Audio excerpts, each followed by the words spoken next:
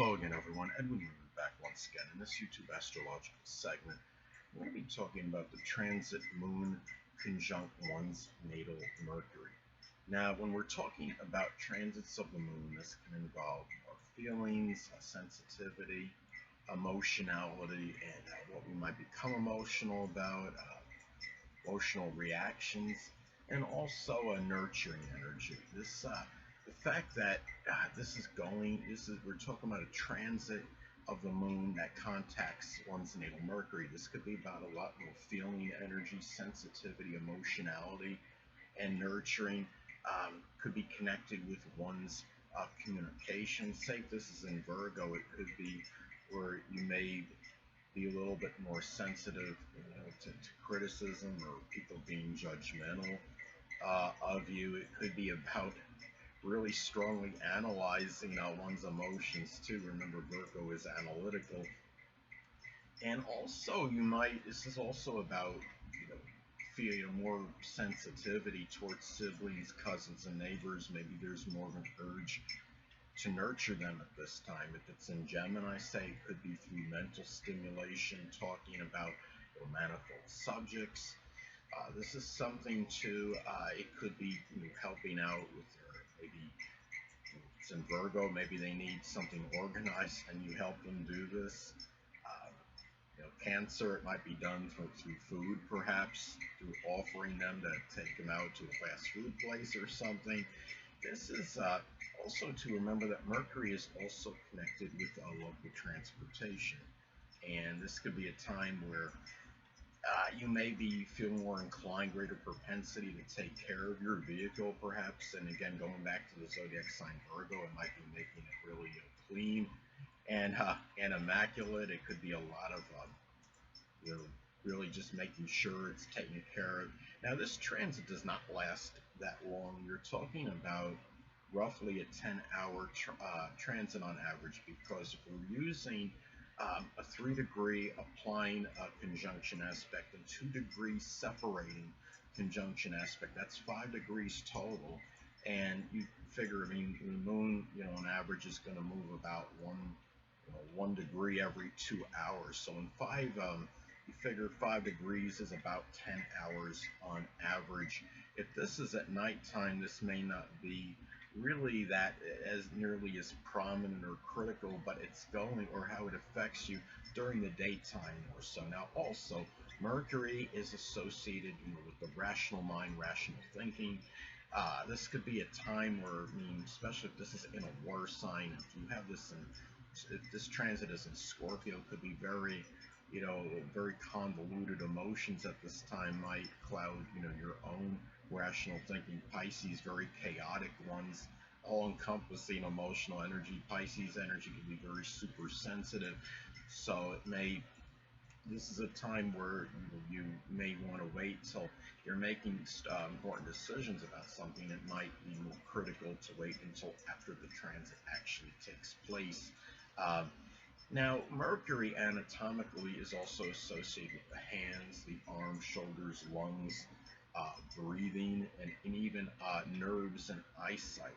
So this could be a time too. I mean, if you have like a full moon hitting this could be like a revelation or unveiling of maybe an issue with something, connected with what I'm talking. If it's in Taurus, it could be some real persistent issue with the nerves, and for example, or something with breathing, stubborn breathing issues.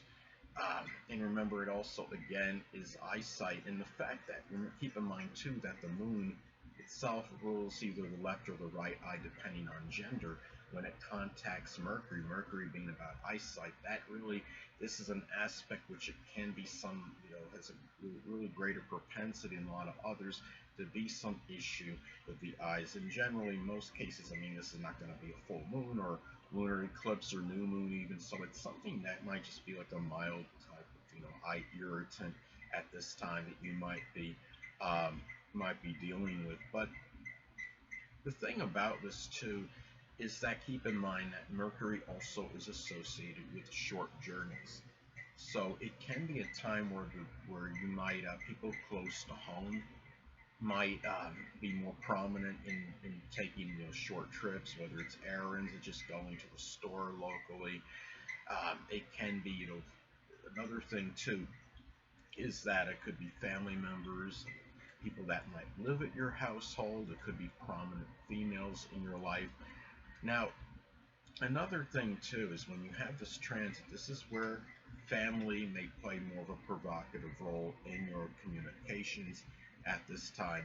Say, for example, if this is in Scorpio, it might be communications that might be a lot more incisive, more provocative, very deep conversations. It could be communications that are connected with the occult, which can include, astrology, the supernatural. It could be even matters with locksmithing. That's what Scorpio is associated with: surgery, making a transformation, things that are mysterious. It could be, say, if it's in the third house, it could be over some mystery or some crime going on in your neighborhood, and maybe something that involved one or more of your neighbors.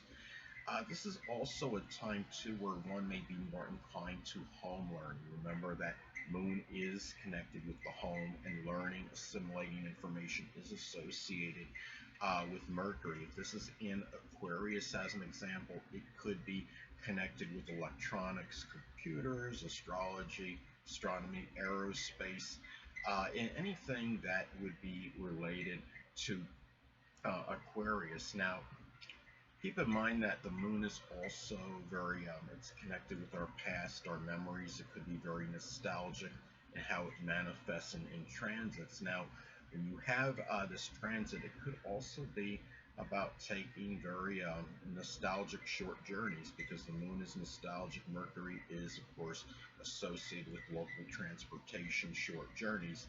So, like in Pisces, as an example, it can be doing something, going to maybe some dance, business, or some kind of or place where maybe you learn poetry. It could be the place associated with the metaphysical, which includes astrology. Maybe some a place that is fantastical. It could be like going to Disneyland or something. Anything that could be Pisces related, something associated with water, the sea. Another thing too, how this transit may manifest, it could also be about the past, memories dominating your thoughts. If this is something, let's say if this is in Leo as an example, it could be a time maybe where your pride or ego had been hurt by some situation, where you might have been demoralized or really demeaned, or a situation where you may have gained certain accolades, notoriety, recognition, where you got attention for something.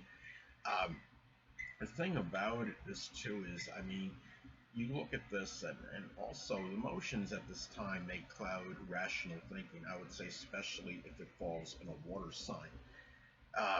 If this is in Gemini, it might be manifold emotions just going on simultaneously, and it could be a lot harder to make decisions at this time. If it's in Aries, it may be more acrimonious, angry feelings at this time. And what I think, my advice is, like, even though the transit is not that long, I would still say, and it may not seem that significant because it only lasts for about 10 hours on average, but you're having this transit, and decisions that of any significance, may be put on hold until after the transit. 10 hours is generally, it's not really a very long time, relatively speaking. So, uh, another thing too, the moon is about how we feel as well, and it's also, it could be, in this case, it could, when you have this transit, it could be about carrying more for your vehicles, your cars, or what have you.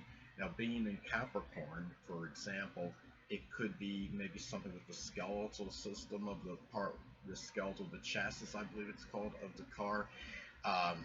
This is also a time too where you might be dealing with more emotional, temperamental energy from siblings, cousins, neighbors at this time. They might be a little bit, a little bit more changeable, more moody. I would say, especially if this is an immutable sign, or even the zodiac sign, Cancer, at this time. So, if this transit is happening, and the siblings, cousins, neighbors might be, going, on and off with their moods. It's probably nothing, likely nothing personal at this time. But another thing too, there may be more that need to articulate your feelings. And again, going back to the zodiac sign Gemini, it could be very manifold feelings. If it's in Scorpio, it might be feelings of jealousy, sometimes vengeance or revenge, or some kind of very passionate feelings if it's in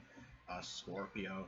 And the thing about this as well, this could also be a time where your mind may be more retentive, because Mercury, of course, is associated with the mind, the rational thinking, retaining information, I would say as well. The moon is about our memories and our past, so anything we can get at the time, we have a better chance of holding on to for a longer period, I would say. A little greater propensity for that than on average. Hold on a moment, people.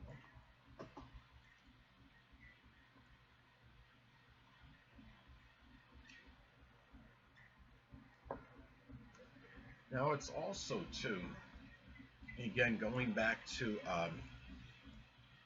you know, if this is, the moon is also associated with the subconscious, unconscious, and let's say if you have this transit in Taurus as an example in the 12th house. This could be about manifesting, conveying some kind of subconscious fears, which might be tied into stability, peace, having love in one's life, calmness, just general steadiness, and especially if the rising sign is Gemini, which it would be in many cases if you have this transit in Taurus in the 12th house. Now, the thing about this too is a lot of this, of course, could be predicated and dependent on aspects that are made to points in your chart, whether this energy goes more auspiciously or negatively. I mean, if you have this aspect making, say, for example, a sextile or a trine to your natal Jupiter, a lot of this could be a lot more auspicious.